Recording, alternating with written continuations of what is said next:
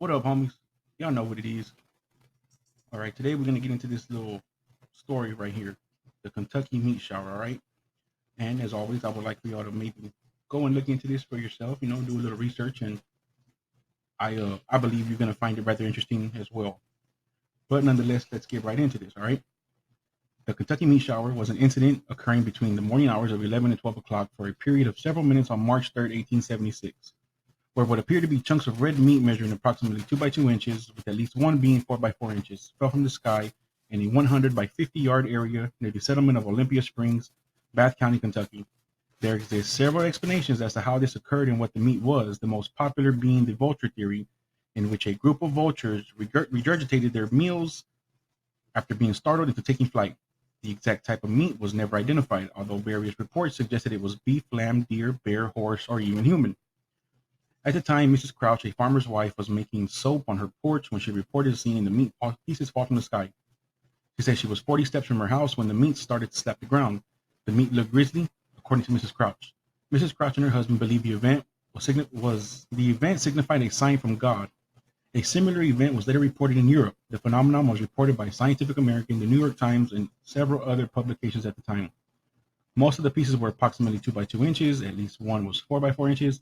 The meat appeared to be beef, but according to the first report in Scientific American, two gentlemen who tasted it judged it to be beef or lamb. I'm sorry, lamb or deer. B.F. Ellington, a local hunter, identified it as bear meat. Writing in the Sanitarian, Leopold Brandes identified the substance as Gnostic, a type of cyanobacteria.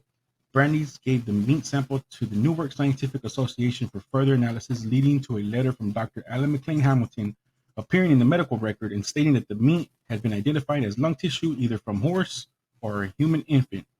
The structure of the organ in these two cases being almost identical.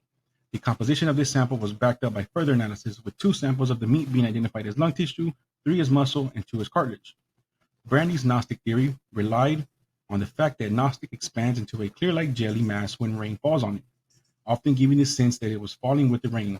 Charles Fort noted in his first book, The Book of the Damned, that there had been no rain. Locals favored the explanation that the meat was vomited up by buzzards, who, as in their custom, seeing one of their companions disgorge himself, immediately followed suit. Dr. L. D. Castenbein presented this theory in the contemporaneous Louisville Medical News as the best explanation of variety of meat. Vultures vomit as part of making a quick escape and also as a defensive method when threatened. Fort explained the flattened, dry appearance of the meat chunks as a result of the pressure and noted that 9 days later, on March 12, 1876, red corpuscles with a vegetable appearance fell over London. Well, this right here is Wikipedia's explanation, right? And as they also noted that they still have no idea what the meat actually was. But, I mean, we all have an imagination, right? And mine's kind of out there. So, the way I see things always is, as above, so below. So something was probably going on up there, right? They was popping it off up there for meat pieces to be falling out the sky, y'all. Kind of crazy, right? But what do I know, right? But anyways, y'all, as always, I appreciate all of y'all that come over here and rock with me and watch my videos.